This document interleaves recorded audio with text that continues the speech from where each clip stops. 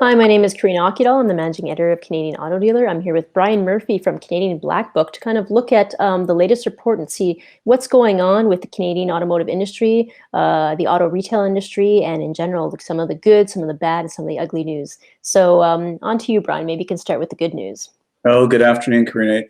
I think since the last time we talked, it was all ugly and bad and no good. So, I think the first and foremost is that we're happy to see that the retail environment in Canada, the auto retail environment, is starting to return to, I don't know if normal is the right word, but it's starting to return to life. It's coming back to life.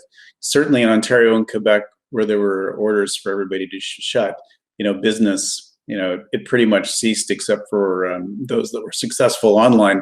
So with Ontario and Quebec, and also certainly Greater Montreal area now able to be open, I mean, I think that's the best news that we could possibly have had. So, and it'll be really interesting to see, I think this month, how the sales work out.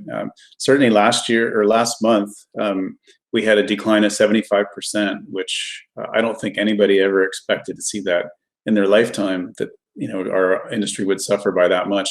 So it'll be interesting to see. My own expectation is I think we'll be down maybe 50% this month, but I think that's us turning the corner. So there is some good, and not so much ugly and bad, some good.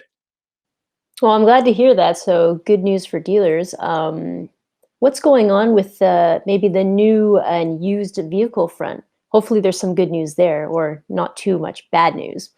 Yeah, well, I think it depends on whose perspective you're looking at. From the consumer's perspective, certainly, and the retailer, there's very generous incentives on the new car side, and we expect those to persist, for the foreseeable future through to the end of the year, as the OEMs try to stimulate demand through, longer term loans with 0% or payment holidays, things of that nature. I mean, those are really important tools to get people off the couch and into a dealership. So, I mean, on the used car side, and as far as prices go, we predicted that prices would go down about 17% during all of this, which is a very, very big number. Usually prices are a lot more stable than that in Canada. And, so far, we saw 1% decline in March, kind of about 3.33% decline in April. And then this month, we're expecting it's about 3% again. So we're kind of at about 6% of the 17% we thought we'd see.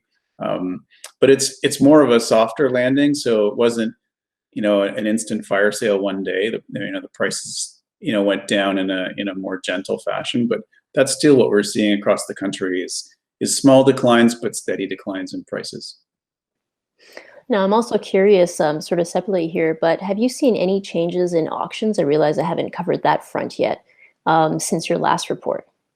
Yeah, I mean, the auction business, I think similar to the struggle that the retailers have had, they're a very, very important part of the ecosystem in Canada. And, they've struggled to operate in very difficult conditions where, they had to send a lot of their staff home, and, they've turned the corner now and recalling staff, and now just faced with catching up on a lot of the volume that they have sitting on their property. And we continue to monitor auctions, every day that they run in Canada nationally. The one thing that's changed, which is quite a positive, is that initially, I think around the time we first spoke, the no sale rates at auctions were really high. Much higher than they normally are, which just tells us that the buyer and seller of the vehicle, they have very different expectations about the price of a vehicle.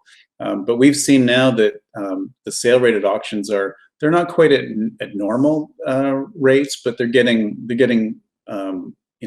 there, which tells us buyers and sellers are a little bit more on the same page. But I think it's actually going to be a number of months until the auctions kind of catch up. And then we don't really know when physical auctions will resume, just for safety reasons. So a number of months. Well, I guess things will take time to progress and move on from this COVID situation, since we're going to be in it for quite a while.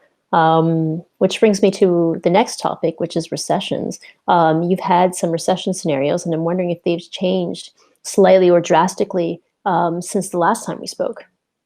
No, we haven't. We had two scenarios we were looking at. The more likely one, we saw that, it was our expectation that sales this year would drop by about 500,000 units, which, 25% of sales, which is still very significant. We had another scenario where we saw sales dropping by 40%, but we think that's less likely. The only thing that could change our outlook, that could really upset the apple cart, so to speak, would be if there's a significant second wave of COVID, either nationally or regionally.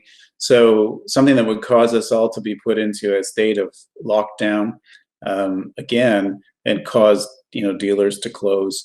That could still happen, but we haven't really seen that in other countries that are a little bit further ahead than us on the virus. So I'm hoping that's less likely. But recession-wise, we still expect the next 2 years will be challenging.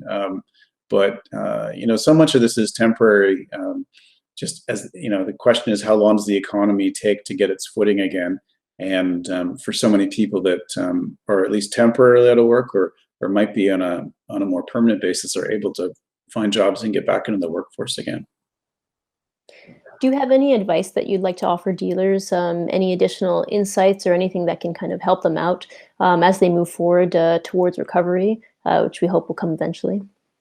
Well, I think particularly I like to focus on the used car side, because that's what, Canadian Black Book, we certainly know the best, is that I think a lot of retailers will be pleasantly surprised at there'll be a lot more supply at auction, a lot more product available for them.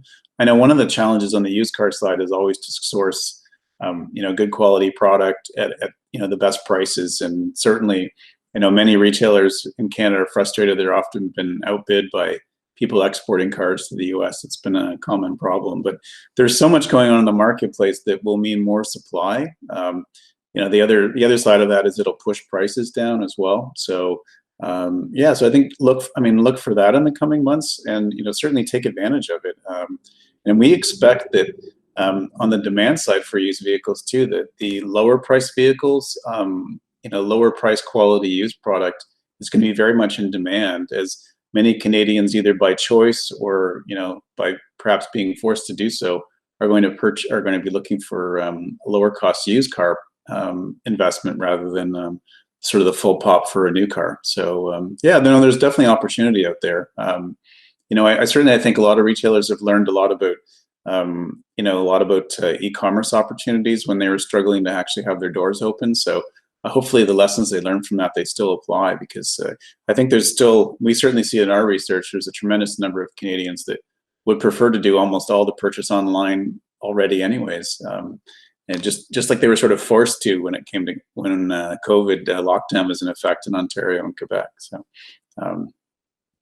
there's lots of opportunity out there.